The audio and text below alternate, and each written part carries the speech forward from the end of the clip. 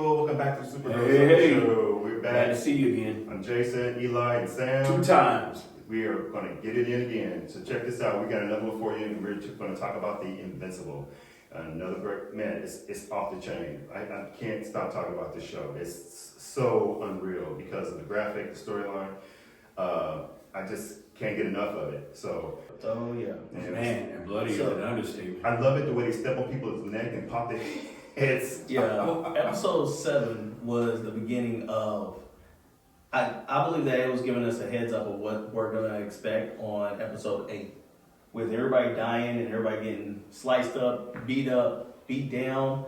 All different universes of Mark coming to Earth to destroy, just to see Mark finally run into one of my favorite villains now.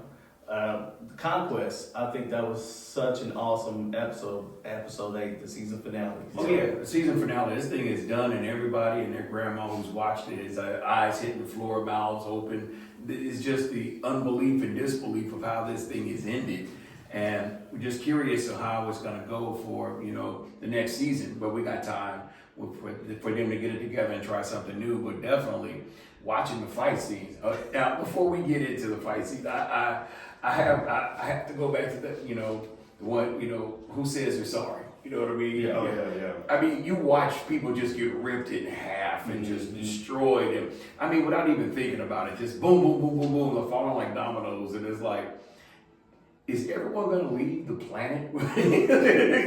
if these guys are just destroying I mean, they're having a fight, but because their powers and their abilities are so strong, the victims are all the people living in the city that they're having a fight with. So it's like, can they not transfer to a different world and do this? Not that drag out. And then they finished trying to rebuild the cities that the marks from different universes destroyed, just for Conquest to come and help level everything else out. Oh my goodness. It was just like, my boy came was just like, apparently you made someone so mad that they told me I can go And destroy you.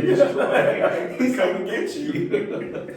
I love how the Conquest was just so calm with him, and I was cracking up the whole time because whenever he hit Mark on the ground and he was like, "Hey, you're doing good. Just keep trying. It's okay. Well, Just to motivate you." Well, he got tired of being nice to him. He was like, "Look, bro, I'm gonna keep beating your tail till you really show me what you." It all reminds me of God of War when God of War, he was in his house and Kratos comes out and all of a sudden here comes Thor and he's like, "Look, man, we're gonna fight till I see the real God of War." That's what they did with Conquest. He was just like, "Look, man, I'm gonna beat you until you show me what you're made of." And it took him forever.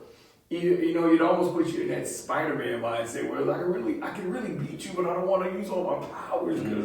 It's like, bro, I don't know about you, but if I had all those powers and anyone and everyone can come and show up and want to take you on, why not make it over quick?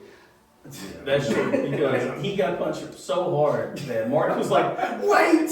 He said, "Just listen. I saw that scene. Mark was like, "Crazy." Let's move on a little bit, but then all the other marks came through the portal and started tearing up the city. It's like, I was like, this is incredible. This is unbelievable because here you have Maddox went through and got all the marks and all the other heroes from other dimensions and came through the portal and just to wreak havoc. I thought it was unbelievable because I didn't see that one coming. That's one thing that where my jaw dropped on episode 7, how all these different universes, different versions of Marks came and they had a different backstory of everything else, how they were fighting and destroying everybody, and one of them looked at one of the heroes like, "You call this a prison?" I was like, golly. But then, like I said, just to end all that, just to see my boy Conquest come, it's just, I'm so glad that, I will say this though, I'm so glad Oliver got humbled. Oliver, little brother, he was just... Well, he was getting the full effect of what's going on. He was catching up on what's really happening around him. Because all he saw in the other episodes, all he saw was, I want to be a superhero, I want to fight the bad guy. But when it came down to it, life and death was in the balance. Lives were in the balance. Well, yeah, because, as a little kid, you see the battles, you see, hey, I want a piece of this. You got power, I want a shot. But it got real for him when old boy picked him up and was stretching him like a rubber band. It got real for him then. Right. That's And I think the sickest part about that wasn't the fact that he was trying to rip him in half. He was already sadistic. But he was monologuing the entire time. He was giving him play-by-play what he's doing to him and how his body is falling apart because he's ripping him in half. And I was like, that's some sick mess right there. I think Oliver saw that it was real whenever he sped up blood and his tooth came out. He was just like, "Oh crap!" Like this is He's not gonna lie, his teeth. He was just like, "Oh shoot, I messed up, man. I messed up." But then his girl came into the mix because she was in the hospital. And they were like, "Oh, you're not well." She floats out the bed. I'm like, "I think she's well. I think she's well." Yeah, but I know that she had to do that to like help Mark out, but it just made things worse for her. But I mean, yeah, I think she did an awesome job. I'm waiting for them to like really show her true power. Well, they've already kind of given you that she won't because she has blockers in place. Yeah. Unless something traumatic happens, the blockers are removed, and then she can just go straight up, lack of a better phrase, Phoenix. You know, she can go straight up Phoenix on you then, and it's like, okay, so how do we get the blockers removed? You know, that's just one of those things. She'll never be able to unleash the Kraken, so to speak, because she has blockers unless she takes a straight beat down, and then she'll be like, okay, like I said, the gloves are off. It's game time. You want to play? Let's play. Exactly. As much as people love this show, they love the violence. Yeah. If you tone down the violence, you will lose people because people are tripping off the violence. Look, when I'm watching a recap of it and everything, and when they're showing a certain part, they blur out. Now this is a cartoon, and they blurring out.